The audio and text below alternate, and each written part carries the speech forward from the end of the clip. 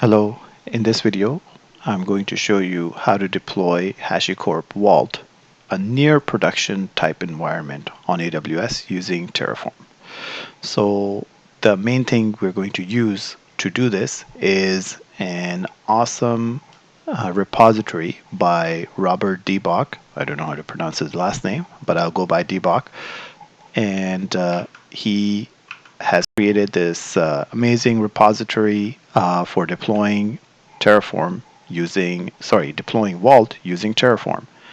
And it's an amazing repository with so many different options. It's just, there's not, it's so comprehensive. It's just amazing. And so we'll review some of the details of the repository and then do a quick little deployment. And I say near production because I'm just going to use self-signed certificates. In production, you would use, proper CA signed certificates. And in the next video, I'm going to go a little bit more into doing the replication, performance replication cluster and DR replication cluster. So in this one, we'll just deploy one cluster. I will include a link to Robert's repository in the video description. Here's the repository. As you can see, he has it well organized and also includes some examples and describes it in some detail here. Basically, it deploys a Vault cluster with 3 to 5 instances. You can choose and set it as a variable in the variables.tf file. It also sets up a bastion host so that you can access the Vault instance to manage it, or instances to manage them, and also sets up a load balancer so that you can access all the instances, whether it's 3 or 5, in a load balanced manner. And there's further details on how the network is set up and target groups are set up, and how you can even do some scripted testing and just create a whole bunch of key value pairs and a whole bunch of other things, upgrading and telemetry. So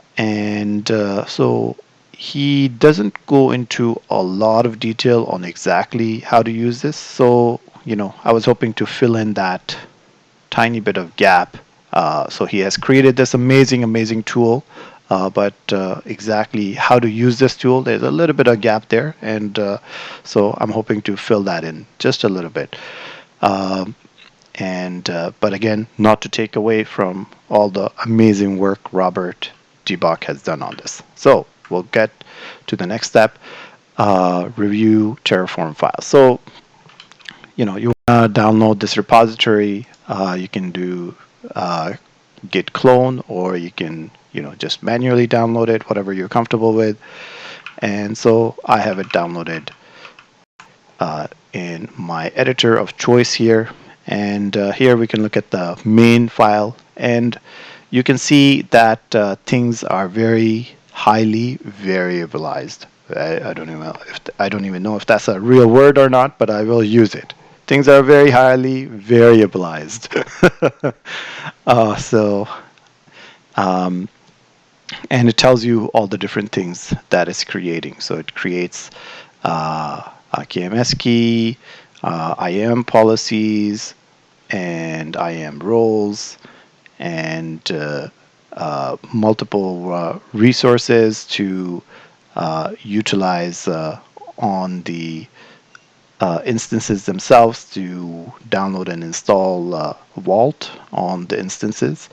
And then you basically, have to log into the instance and initialize Vault, and you go from there. So he does all the heavy lifting for you and does it automatically. So this is just too amazing. There's the providers.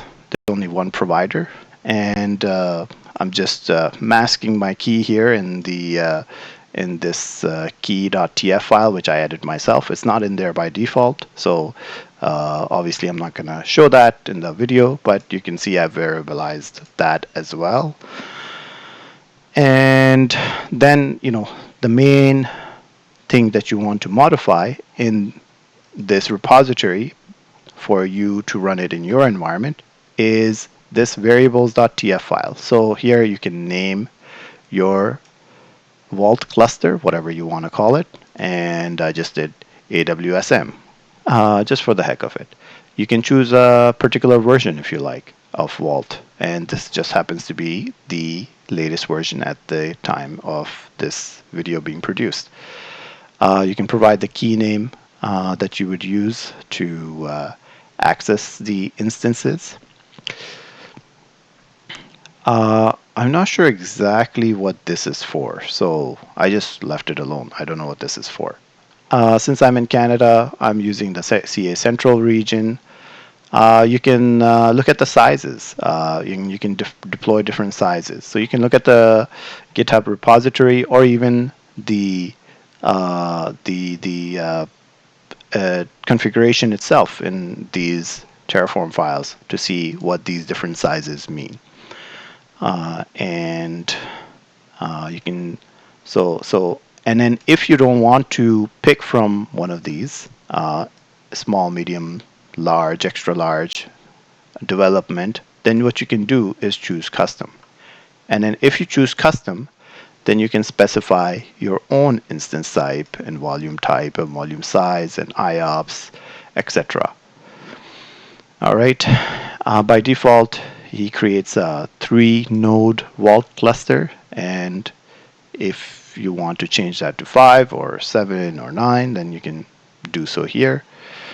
And this is to whether to make the UI available by default or not, and then where do you want to allow access to Vault from. So I've just picked my DHCP assigned public IP address as the limited IP address that I will access my Vault from for now. If you want to deploy it in a particular VPC, you can do it, but if you leave it blank, then he will deploy it in a new VPC, and so then it can be like completely standalone. You can choose to deploy Bastion host or not. If you choose to make this false, then you have to make some other modifications as well. Otherwise, the script, the Terraform, complains that some of the variables are missing, and so just keep that in mind. But it's very easy to change. Once you change it to false, then just in case you don't need a Bastion host, then you'll quickly see the errors and you can address them. You can define what CIDR block first 2 octets that you want to use. Octets. Oh my God, I'm having a hard time saying that word. Define your tags, whatever your tags you want to use, if you want to use them. And then we're getting into some of the variables related to the load balancing aspect of it. So, and it just goes on and on and on. So the good thing is, large majority of these you can just leave them, leave the variables to default, and so that's a really nice thing about them. What I did is, so you do need to provide a public key, the certificate, CA certificate, and the private key. And what I did for now is just used the self-signed certificate. So when we log into this Vault, you'll see that we'll get an error that the certificate is not signed, but that's okay. This is just for testing purposes for now. In obviously a production environment, you would use appropriately signed certificates. So there's that. So what we'll do is, as usual, what you would do in Terraform is Terraform init. And I've done it from before, so this will be quick. And then Terraform plan, just to make sure that I haven't messed anything up since the last time I did the apply, and this time. All right, things are looking good.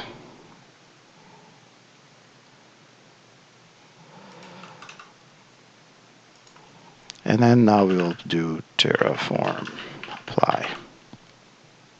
And what I'll do is I'll do auto approve, so that I don't have to type in yes. And this creates 48 objects with most of the default settings. So just to keep in mind, so that takes a good while. And while it's doing its thing, we will go ahead and pause the video. And actually, before, I'm missing a dash here, dash auto approve. There you go.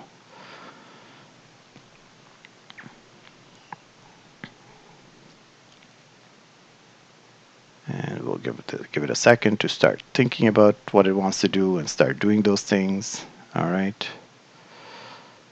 There you go. So it's doing some fun stuff. So now I'll pause the video, and when it's done, then I will resume the video. All right. So that took about 3.5, 4 minutes. And then at the end, we get this output. And so I'll go ahead and copy this output and paste it into my one notepad here, and this will come in handy in the next steps. So basically what we want to do is log into these EC2 instances and initialize Vault. So we'll go ahead and do that. So I'll switch over to my Ubuntu VM.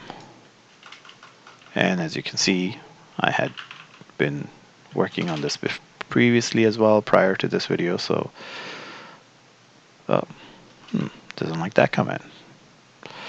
That's okay. So what we'll do is SSH add -k and provide my keys so that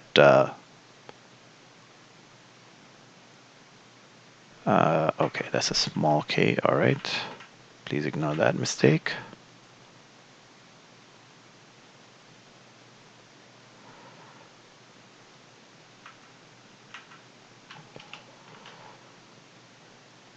That's what I want to do. Yeah, that's what I want to do. So this will allow me to log into the Bastion host, and then from the Bastion host, tunnel my certificate to the Vault node itself. All right. So we will log into here. Okay. And click yes. And we are in our node here.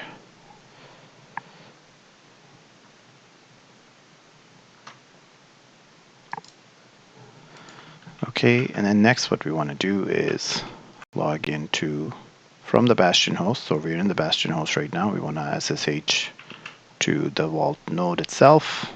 So we'll go ahead and do that. And I had some trouble with this step previously. Yeah. So I have a backup plan, which I've already paused the video and copied my PEM key on the Bastion host, which is not something you should do in production, but for this demo, we'll go ahead and do that. EC2 user at this IP.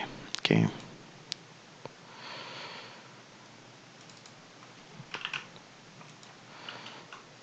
And we'll provide it the PEM key.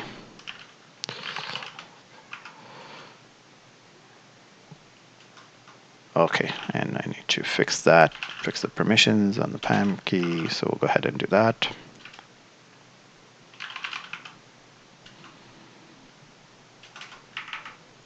And we'll try logging in again. All right, now we are in the vault node, the first vault node. So we'll go ahead and initialize it. All right.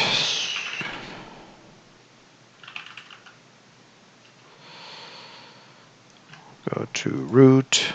And so you might want to, in production, create a vault user and use that for initializing vault and or all other vault related operations. Okay, and we were expecting this error. So basically, this is a self-signed certificate, so it's not liking that is unknown. So we'll go ahead and tell it to ignore the TLS being unsigned. So we'll try that again. Okay. And now it's initializing. All right. So while it's initializing, we have reviewed the Terraform file. We have run Terraform apply. We have logged into our Vault node and started initializing it. Okay, now we can see that it's initialized. It has given me the recovery keys. This is going to be temporary, so it'll be gone long before you should see this video, so it's no problem for this to be seen in public. And so now what we'll do is quickly take a look at what this Terraform file has done behind the scenes. So we'll go to EC2, we'll log in, and yeah, I'm in the right region. CS Canada Central, that's where I deployed it. Here we can see 5 instances running. So it should be 4. I'm not sure why there's 5. Okay, for some reason it's initializing. So I'm not sure why this is initializing, but that's okay. So we have a Bastion host, and then we have the 3 vault nodes. And if you go to security groups, some security groups have been created and to only allow access from my IP. And if you go to load balancers, we can see that this load balancer has been created. And if you go to target groups, they are pointing to the 3 AWS EC2 instances that have been created. Oh, for some reason one of them became unhealthy. Interesting. So that's why it was not happy. Oh, you know what? This is expecting us to initialize all 3 of the vault nodes, and until they're initialized, it will keep registering as unhealthy and using the 5-minute timeout by default, if I remember correctly from the script. It will keep deleting and recreating them until I initialize all 3 of them.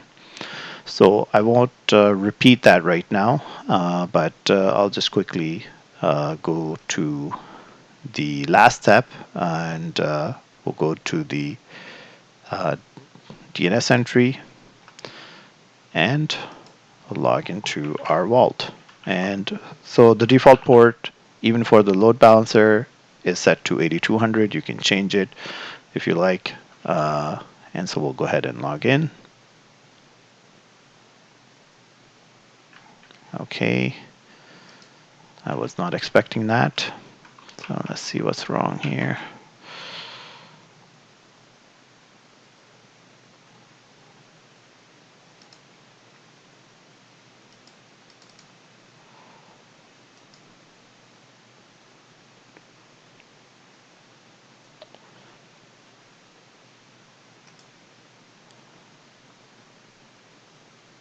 Yeah, so this looks okay.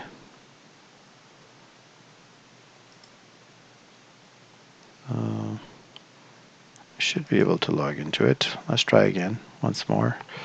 Oh, this is supposed to be HTTPS. There you go. That's all right, because it's expecting it to be HTTPS. And then I will go advanced. And again, we're getting this error because I'm just using a self-signed certificate, not a CA signed certificate. And obviously in production, you would use a proper CA signed certificate.